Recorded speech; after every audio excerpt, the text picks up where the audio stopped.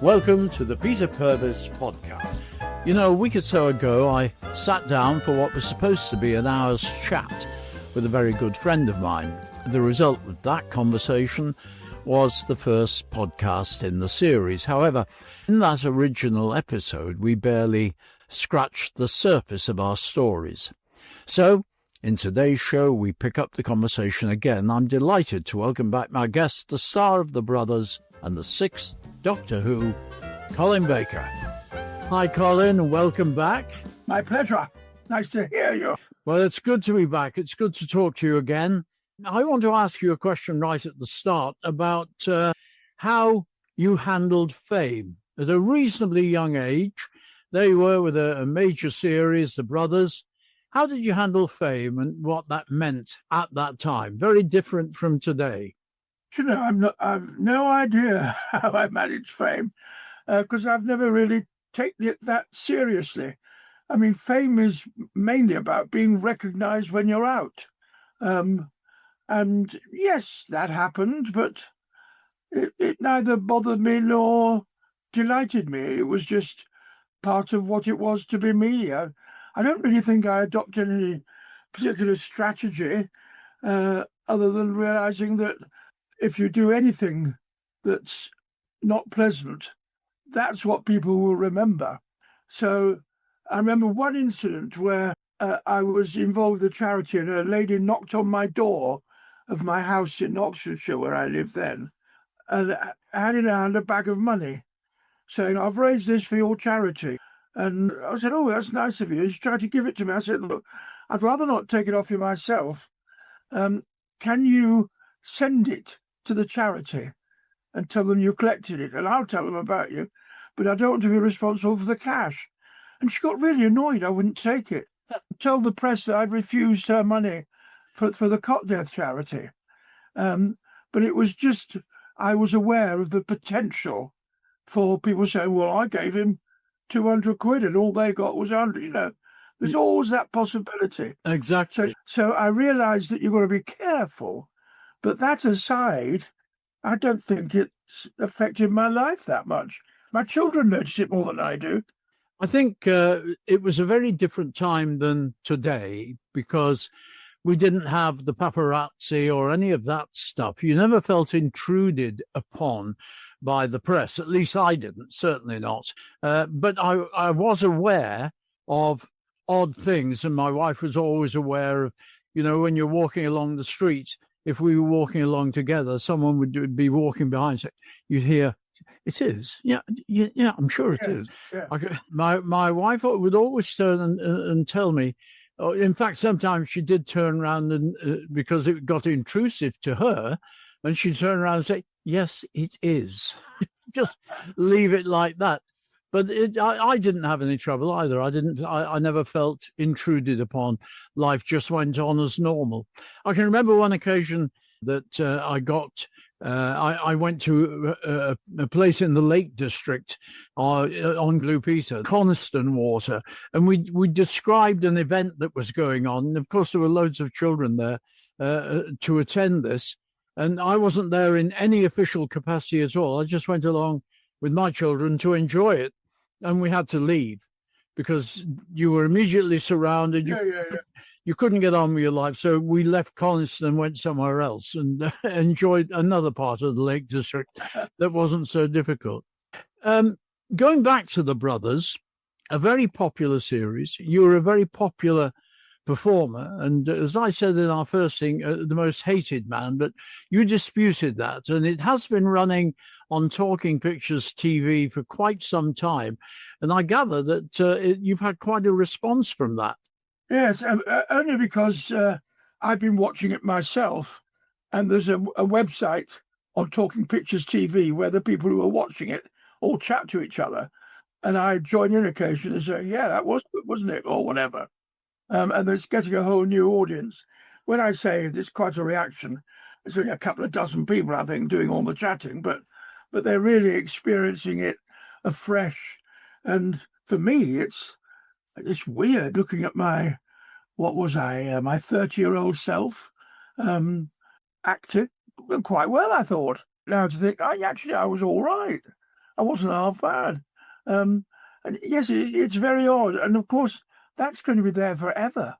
My 30-year-old self is going to be, seen over and over and over again Yeah. at those board meetings, talking not rubbish but sense. But yeah, I mean, it's an odd profession that we've entered. Oh, Now, certainly but it is. I've adjusted to it rather well. I don't think about it when I'm out. It's always if I'm with one of my daughters. Oh, you've been spotted. I'm not that interested in being spotted, or and I'm not looking at other people particularly, but because their hearing is better than mine. Yeah, but and mine now. Who's that fat bloke over there? Is that Colin Baker? They hear that. And I just hear, oh, Was the Brothers a studio-based production, or was it done filmically? oh, it was studio, and each 50-minute episode had about between 5 and 8 minutes film in it, usually.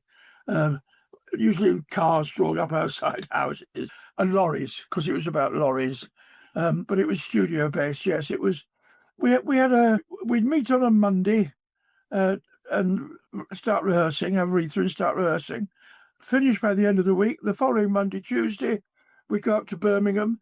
We'd have rehearsals on the Monday and on the Tuesday morning, and on the Tuesday evening, or the second day evening, whichever it was, between 7:30 and 10, we'd record the 1 hour programme. So it was quite tight. Yeah, it's very similar to the Doctor Who schedule that we had.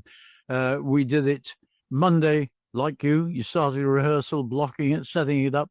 By Friday, you were in the studio and doing it. And our week was Monday to Friday, and that was it.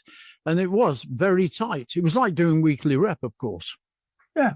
And how long did you get to record the programme? All day, or? Oh, no. We had 3 times the length of the programme. So I think it was something like an hour and 20 minutes to record a 25-minute programme. And we weren't allowed to stop tape. We had to do it as live. Tape never stopped. It did if we had a special effect. It did if we had a film insert, of which there were never very many. It was a very studio-based and very cheap production. And I think that showed. I mean, there was always the comedic element of sets that weren't all that stable. I don't think that's strictly true, but the press seemed to grab onto that about wobbly scenery and stuff, which was never really the case. It was as professional as it could be with the technology available at the time. Although I remember when I did it once, talking of wobbly sets, we had a long chase down a corridor, and I had to get all the other characters through a hole in the wall, which is a little door, and then go through myself. And at the point I was about to go through, I realised that I was holding the set up. So I stood there, and the very annoyed director pressed a button and said, "Colin, will you get through the door?" I said, "The set's going to fall down." He said, "Get through the door." And I did, and the set fell down. So it happened in my day as well. 20 years later, the sets were still falling down. Oh, I like that. Tell me about Doctor Who. When you were cast as the 6th Doctor, how did you set about making him original? Because there'd been such a lot before. How did you make him? Well, I know how they end up on screen, how you actually made him different. How did you set about doing that? I relied on a couple of things. One was the fact that John Nathan Turner had seen me as a potential doctor. I didn't audition for it. He rang me up and asked me to come and meet him because I played a smaller part in an episode with Peter Davison. Oh, and I got on really well with John Nathan Turner. I'll tell you what happened, because I was playing the head of the guard on Gallifrey, and it was my job to shoot Peter Davison's doctor because he was misbehaving. I didn't kill him, I stunned him, but looked like I'd killed him. And I was basically a glorified guard, but with a nice part.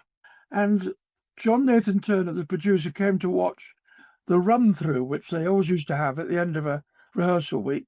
We'd run through the whole thing in story order to show the technicians and the producer what we were doing. And we finished that, and he came over to me and said, I thought a rather bizarre question. He said, "What's this programme called?" I thought, he clearly knows, but he wants to hear me say it. So I said, Doctor Who? He said, oh, it's not called Maxil then, which is the name of the character I was playing. I said, no. He said, but you're playing it as if it is. I said, Mr. Nifton, I said, we are all the leading part in our own lives. Maxwell doesn't care about the Doctor. Maxwell thinks he's much more important than the Doctor and finds the Doctor rather an irritant. And he said, can you tone it down a bit? Can you leave a little room for Peter to act on the camera? So I took his point. He did it with a smile. But I took his point, and I didn't quite make Maxwell as dominant as I had. That was the end of that. But it seems that he had decided at that point, when Peter said he was leaving, that bloke who played his part as if he was the most important person in front of the camera might be an idea for the Doctor. And he invited me in and ended up offering it to me. So I never had to go through the audition process, thank goodness, because I might not have done well. I don't know. And that gave me a great deal of confidence. The fact that somebody had seen my acting before, thought I was right for it, and given me the part. And then he said, how do you want to play it? So he wanted a contrast, I knew that. And Peter, who was before me, had been kind of a young, preppy, nice young lad Doctor, really. He was a decent chap, a cricket-loving, decent chap. And he had several companions who nursed him through the first episode because he was a bit weak and feeble. So they wanted a contrast, and I thought, well, it wasn't my idea to make him manic. That was the writer's idea, or the producer's idea. But I thought it's more interesting if, I don't know about you, Peter, but in my life, I have met people who I didn't really like much when I first met them and ended up being really close friends with them. Yeah. Because not everyone gives it all away initially. Yeah. You grow and develop, and relationships do. And I thought it might be interesting if, when we first saw this new Doctor, we thought, I'm not sure I like him. Is he really the Doctor? Oh, no, don't like that. And have what one nowadays calls a story arc. Darcy, in Pride and Prejudice, for the majority of that book, we, the reader, don't like him. Yes. I feel he's arrogant, he's not very giving, he doesn't seem very kind. But in the event, he turns out to be the only really decent person in the story. He has very strong moral outlook, and he has no desire to be liked. He's not there to be liked. He's there to do the right thing. Yes. And I find that interesting. And the other one is Snape in Harry Potter. Snape is a character who's unsympathetic all the way through 5 films, or books rather, but turns out to have very good reason for being that and being a true hero. That's interesting. So I wanted to play somebody who developed, who wasn't just what you saw when you first saw him. And, he's got 2 hearts. He's an alien. He's not going to behave like the bloke who lives 2 doors down from you. Why shouldn't he be a little bit different now and then?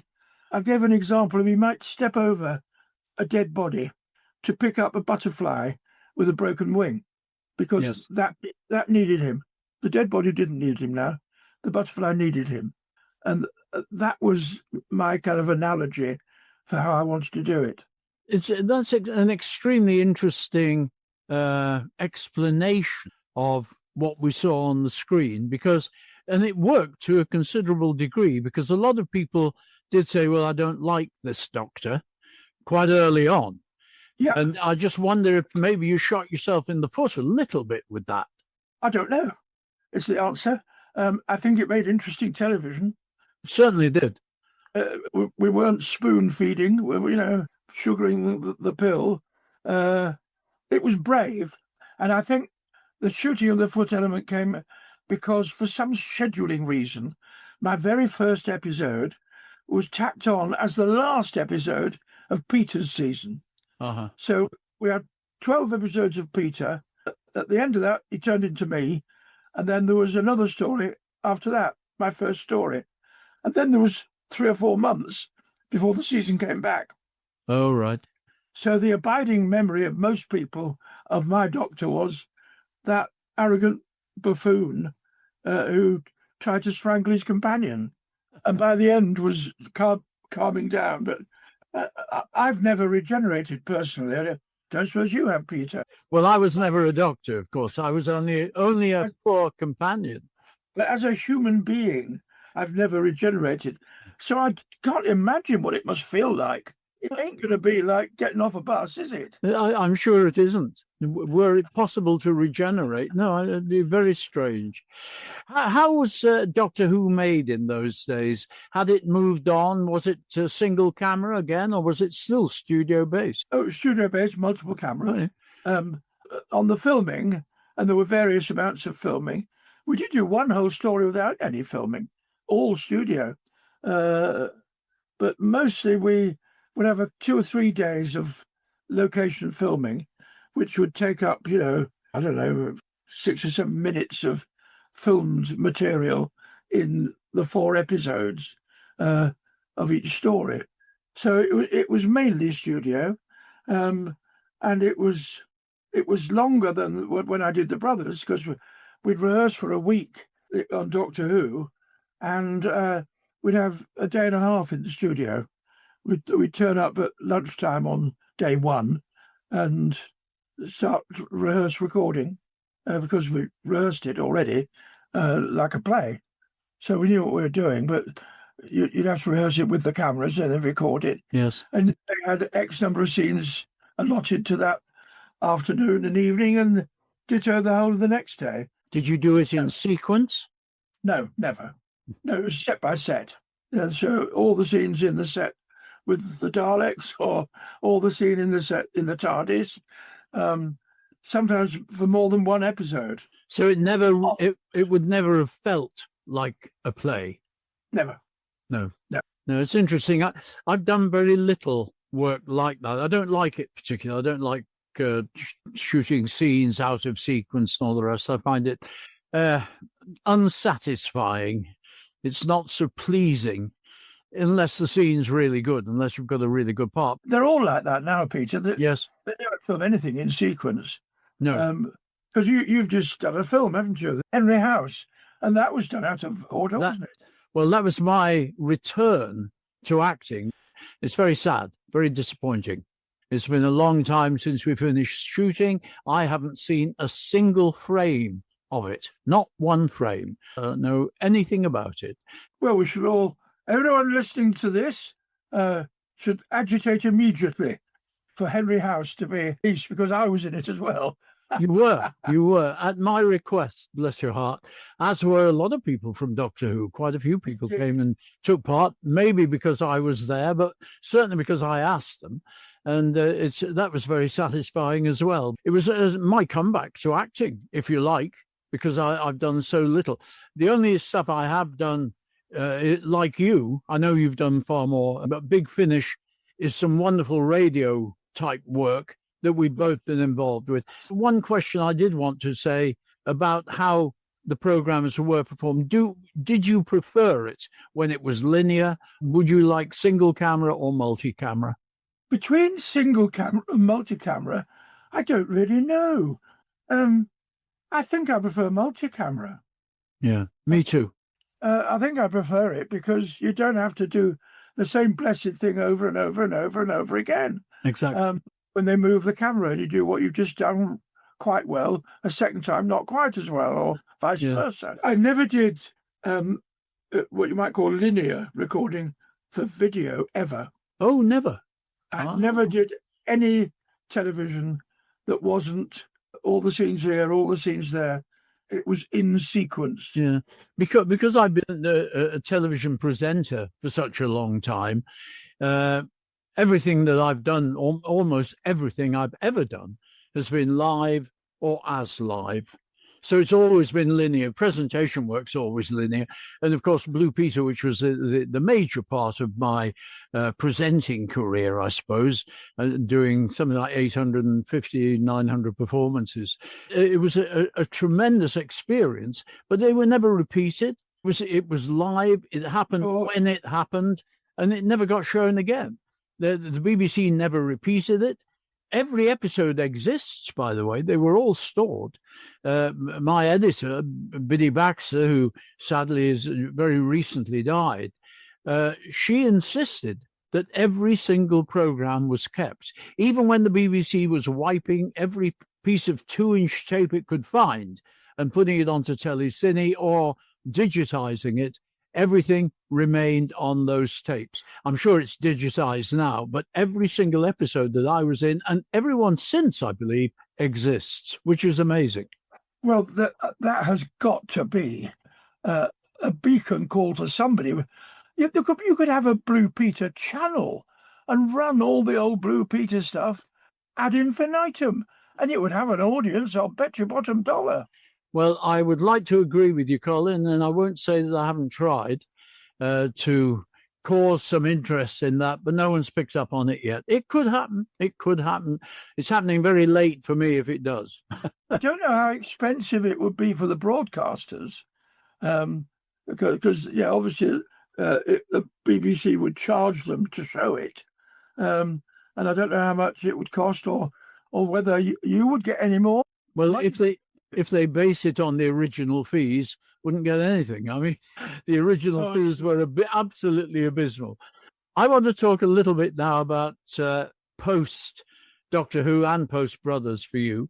Your stage career after you left Doctor Who, how did that go? Well, after both the Brothers in the 70s and Doctor Who in the 80s, I was in demand for touring theatre and occasionally for resident theatre, where I did a year that was in the 70s, I did a year in Liverpool, doing a lot of plays, which I loved. But after the television, it was mainly theatre tours. Yes. And I must have done 20, 30 odd. Wow. Thrillers, comedies, and some of my best experiences personally as an actor have been doing those. Because I played Doctor Who, I was asked to do Peter Nichols' Privates on Parade. Yes. Which I played Captain Terry Dennis. And I should think you've been very good at that. And I adored it. I got to be Vera Lynn, and I got to be Marlene Dietrich, and I got to be Noel Coward in it, and Carmen Miranda singing, but he wasn't supposed to be good. It's a bit like the mistake they make sometimes with Sally Bowles, who for me that's one of the best characters in Cabaret, yes. History, in Cabaret. If you get a really good singer, it spoils it. For me, I saw Judi Dench doing it, and Judi Dench trying hard to sing well was Sally Bowles, because Sally Bowles is not supposed to be a good singer. Yeah. She's supposed to be someone who's straight into this job and getting away with it. And Judi did it brilliantly. But when you cast a big film star like Liza Minnelli, who sings beautifully, it's a different show. Yeah. And it was lovely to hear, but it wasn't the right character for me. No, a very subtle difference. There is, yeah. And when I got to play Terry Dennis, who is an entertainer who happens to be a captain in the army and who loves a bit of Amdram, me doing my best is about the right level for it. Occasionally I got the right notes, that kind of performance. But I just loved it. And I did immediately after I finished Doctor Who, I did a play in the West End called Corpse, which I played twin brothers, one of whom is trying to kill the other. Yeah, I think I've seen that. Yes, I think I must have seen you in that. Oh, did you? You lucky man. I toured with it, first of all. They're amazing. When you start a tour, they always say, we hope to get in the West End, and they never do. This one, at the beginning, they said, it's never going to get in the West End, so don't dream. And we did. So I spent a year playing that part, and loved it with lovely Jack Watling. Oh, yes, lovely. Yes, His father, yes. who played an inept assassin that I hired to kill my brother, and he was useless and very funny. And then wind forward another 10 years, and I get to do the same play, only this time I do it with, initially, another Blue Peter presenter, Peter Duncan? Duncan. Peter Duncan and I did it together. And he played the part I originally played, and I played the Jack Watling part. Oh, nice. Yes. Which was lovely. But plays like that, I was only asked to do them because after you've been on telly for a bit, they think you'll fill theatres. Sadly, that's not true anymore. No. You try and find any theatre that's putting on plays regularly now, and you'll be whistling in the wind. Yeah. It's all one-nighters and tribute bands, and there's plenty of room for all that. But find a good play now that's not from the RSC or the National, which is wonderful, and there's special events. But a play which is an old comedy suddenly finding a new life, they're not touring. They can't afford to do them anymore. No, I can. It is a difficult time, really, for show business generally. And with AI coming in, all sorts of things are becoming possible that are not really very good as far as actors are concerned. Well, certainly for film and television, but try and do AI on stage, my friend. Impossible. You will survive somehow. You did a few pantomimes. I know that because I directed one of them that you did at Hayes in Middlesex. Were you a regular pantomime performer after you left Doctor Who? I think I've done something like 30 odd. Wow, that's a lot. Yeah, I did my first in, when was it? I did my first in 1970 when I did The Wizard of Oz at Guildford. When I was, I was there doing children's theatre, doing stuff in the daytime in the local schools, and one of my first jobs. And they roped us in to be Munchkins in The Wizard of Oz, and I was the mayor of Munchkinland. Rather large for a Munchkin as well. Large Munchkin. I was a big Munchkin, a bit like the dwarves in Snow White. Those films, all the dwarves. I meet them at signing events. Oh yes, yes, Star Wars and stuff like that. Yes, I was a dwarf in, because it's all done with clever photography and people standing on rocks and things. So yeah, I did that, but then I didn't do any for a while. But at the end of doing the Brothers, I was invited to be King Rat in something, and for every year that I wasn't doing something like a telly or something, or the short time when I was doing Doctor Who, I did panto every year. You were very, very funny in the one I directed. You played Wishy Washy in Aladdin. Thank you very much. Well, that was your direction. Yeah, I started off doing villains, and then I graduated after Doctor Who, because John Nathan Turner, the producer, put on a panto himself. And he said, "You can't be the villain. You played the Doctor." And that's when I started doing the wishy-washies and the buttons. Yes. Buttons was my very first, which I did with Mary Tam as Prince Charming, Nicola Bryant, my TV companion in Doctor Who, was Cinderella. Anthony Ainley, the Master, yes, was Baronada. Oh, Jackie Pierce, the lovely Jackie Pierce, who was in Blake's Seven and in Doctor Who with me. She was the fairy. I mean, it was a real Doctor Who panto. I'm sure you had a lot of fun doing it, because you do have a reputation of trying to make your co-stars corpse at times. Would that be a fair accusation? It is, yes. I remember I did a panto once with Bonnie Langford when she was young, when she still had her mum looking after her in Lincoln. And the temptation was too great. I was trying to steal the three bears, and she was Goldilocks. Oh. So I was trying to steal the bears, and I did everything I could to try and corpse Bonnie. She was uncorpseable. She'd come off stage and say, "You were really funny then, Colin. I nearly laughed." She was rock solid, wasn't she? Oh. Funny, my first pantomime after I left Blue Peter with John Noakes, we did Cinderella at Guildford, the Yvonne Arno, where you had your fun, and Bonnie was Cinderella, and she was only 13, and I was Baron Hardup, her dad, and Johnny was Buttons. It was a lovely pantomime. We did 110% business because standing room was sold at every performance. Wow. It was absolutely amazing. It was a wonderful success and great fun. But she was wonderful to work with and so solid. The twist in the story, because she was so young, was that she couldn't marry the prince. She could only get engaged. Oh, how wonderful. I love it. Because panto, I must confess, over the years, I have, on many occasions, done stuff that probably I shouldn't have done, but I couldn't resist.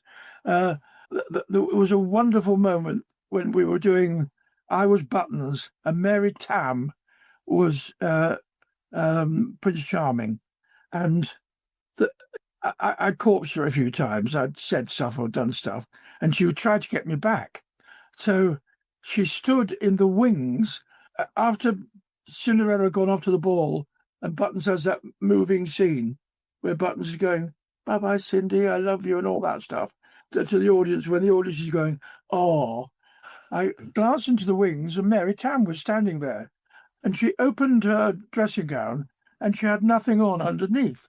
Now, why she thought that would make me laugh, I have no idea.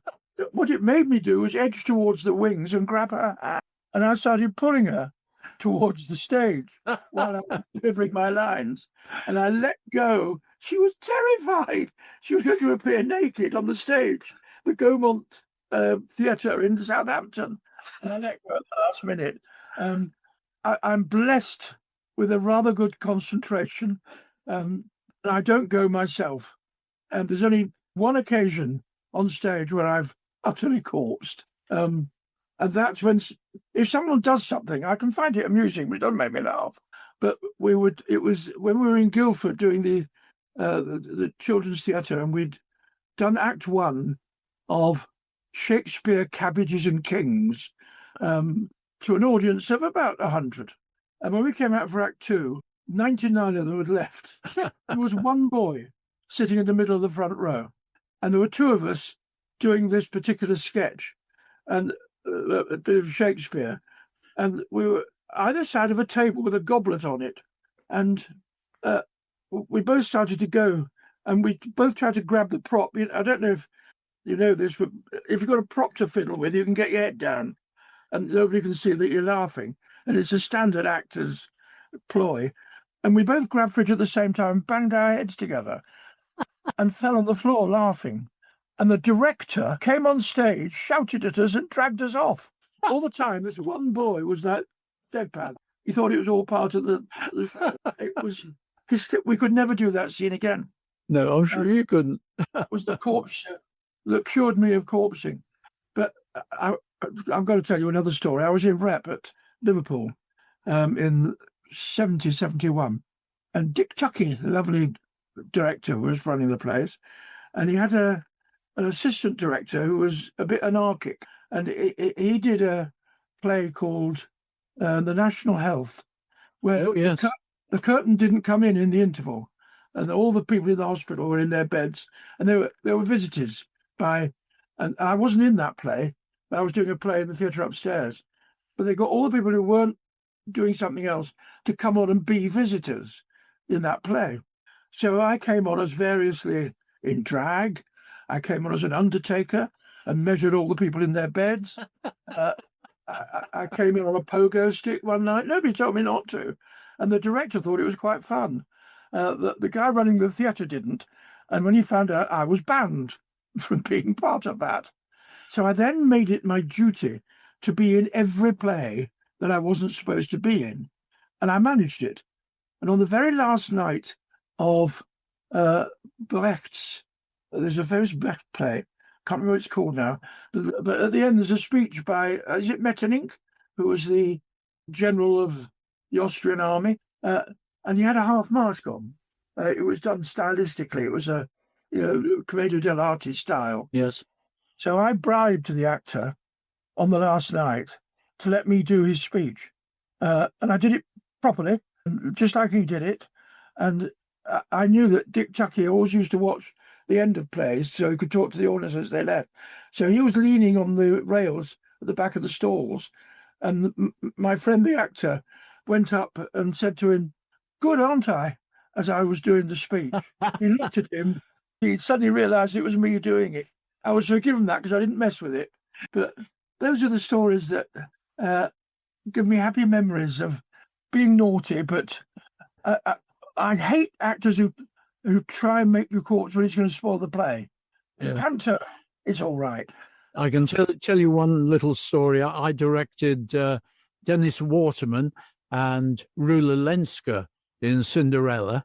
I can't remember where it was. It might have been Hayes again. It could well have been because he lived out that way. In fact, I'm certain it was.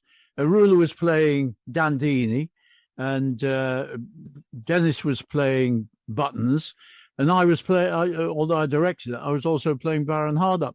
But we did the song sheet at the end. When you come on, you get the kids on stage.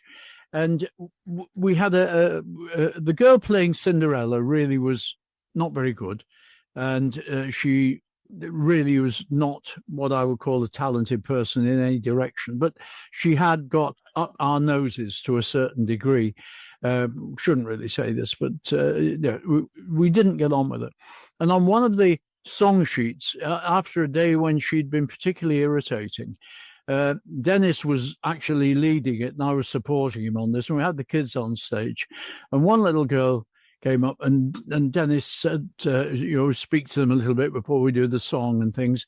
And he said, and do you like being on the stage? And the girl said, no. He said, "Oh, really? Do you not want to be an actress?" No. He said, "What? Can't you act?" No. He said, "Can you sing?" And she said, "No." He said, "Do you want to play Cinderella?" We were wrecked. Didn't mean the light to the audience, but we went. That was the one you could not. It turned up stage, didn't show it too much. Oh dear, but very naughty. But how did you get into directing? Because that's interesting. Because I'll tell you an interesting story. We'd done two pantomimes. We'd done Cinderella and we did Jack and the Beanstalk. On the third year, we were doing Jack and the Beanstalk again, and we turned up at rehearsals, and the director didn't arrive. And by the time we'd gone for lunch and grabbed something to eat, and when we came back, I said to everyone, I said, "Look, I don't know what's happening. Let's get on with it." And I redirected the show from the previous year, and it was virtually the same show. It wasn't the same cast all the way through, but the principals were all the same people. And I redirected it. And on the third day, we all turned up at rehearsal normal time, and we started running the thing through. I'd blocked it. We knew what we were doing, knew where we came on and so on. And we carried on rehearsing. And at lunchtime, the director turned up, and we were all at lunch. And when we came back, he arrived. And I just said, "Sit down." And he sat down. I said, "Let's do the show." And we did it. Everything. We've only been doing it 3 days, but we were on the ball with it. And we did a pretty good version of the show. Wow. He then took over because when we got down, I think we were doing it in Torquay. That was where the performance would be. And when we got down there, he had to stage it. And he did do that. So I didn't stage that one. But I'd redirected the show, and that was fine. The following year, they asked me to be in the show and direct the one I was in, which I did. It was a different show. And from then on, and I did 32. I worked with some of the really big stars. I worked with Cannonball. I worked with the Chuckle Brothers. 5 years I worked with them doing their pantomimes, which were always absolute smash hits. Great fun. A couple of duff ones on the way, but mostly they were really good, very exciting. We worked with the lovely Vicky Michelle playing the Wicked Witch in Snow White. Worked with the Grumbleweeds, and I mean, lots of big names. Cannonball, their first their pantomime which I did in Hull with them, was an absolute. We could hardly get the set into the theatre, but we did, and it worked magnificently, and they were fantastic. I also did Hale and Pace in their very first pantomime. They only did 2. They did once. Wow. Smash hit in Southend. They did it again in Dartford the following year. I wasn't involved with it, and they then broke up as a partnership. But no, I got into directing by accident, and I loved staging the show, but it was hard work. It really was hard work. You had a week to rehearse, and then you did the show. All the skills that, I mean, certainly in terms of directing, but once you get it into this on the set and all that, you managed all that all right. Yeah. I had to light my second show. I had to light it as well. I did the whole thing. Wow. I was in charge of literally everything except the music, which was well organised by the production company and their senior all for the same company. Most of it was with E&B, and then it became Kudos. Kudos. And worked with them for I did 32. So up and down the country, major shows, and I was very pleased. Lots of lovely theatres like Aberdeen and you name it. I had a great time. Christmas was always quite fun to do all that. It meant you weren't at home, which was boring. But I actually met my wife in pantomime. The first one, Cinderella with Bonnie Langford. My wife was playing Dandini. That's where I met her. So, oh wow! Yeah. Look, Colin, we've been having a great conversation. There's so much to talk We just waffle on, but my word, you've been very entertaining today. I've thoroughly enjoyed it. I do love you, mate. You are a really good friend. Thanks for being on the show, and we will do it again. Colin Baker, my star. Likewise, my friend Peter. And with much more still to come in part 3 of our conversation in the coming weeks, I hope you're enjoying the chat, meandering as it has through our lives. In my next podcast, Valerie Singleton and I continue chatting about, amongst other things, the rat in the bathroom, cars, foreign trips, and we finally get to talk about the elephant in the room. You can listen on Podbean, Spotify, Amazon, Apple, or wherever you get your pods. Please subscribe and comment. I'll keep you posted on my Facebook page. So until the next time, adieu.